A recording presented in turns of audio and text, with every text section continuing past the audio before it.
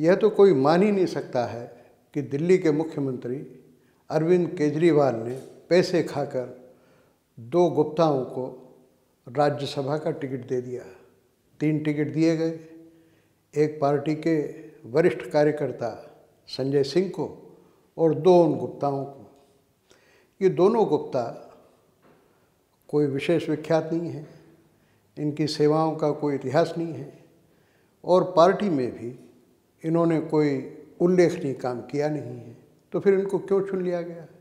कहते हैं कि एक चार्टर्ड अकाउंटेंट है और दूसरा शिक्षा और चिकित्सा का धंधा करता है।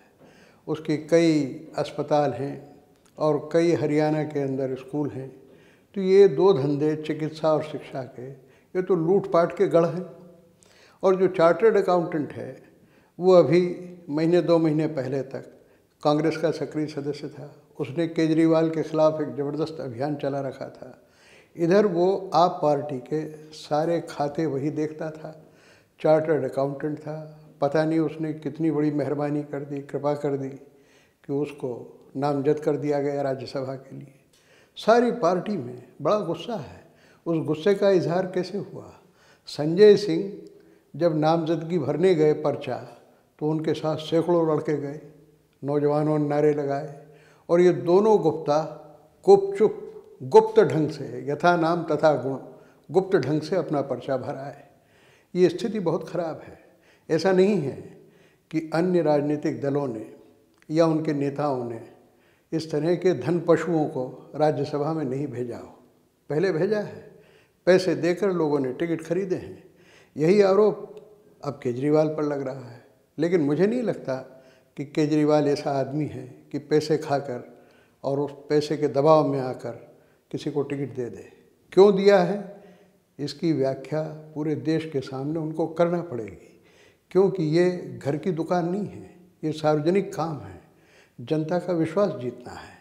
और मैं समझता हूँ कि इस मामले में अब जो रास्ता एक ही बचा है इज्जत बचाने का, कि इन दोनों को पर्चे भर दिए हैं, चुनाव हो जाएगा, जीतेंगे, जीतने दें।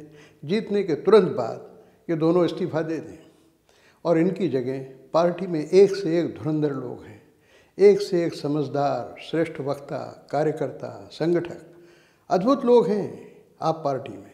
उनमें से चुन के 2 आदमियों को नए भेज दे तो इज्जत बच सकती है। और मैं तो यहाँ तक कहूँगा कि ये राज्यसभा की नामजदगी में नेता लोग इतना मनमाना काम करते हैं, कई बार इतनी धांधली करते हैं, कई बार भूल चूक से भी गलत निर्णय हो जाते हैं कि इस अधिकार को या तो पार्टी की कार्य समितियों को दे दिया जाए या पार्टी के संसदीय दल को दे दिया जाए कि वे एक गुप्त मतदान के द्वारा जो 5 या 4 या 2 या 1 आदमी को नामजद करना है, नामजद कर दें।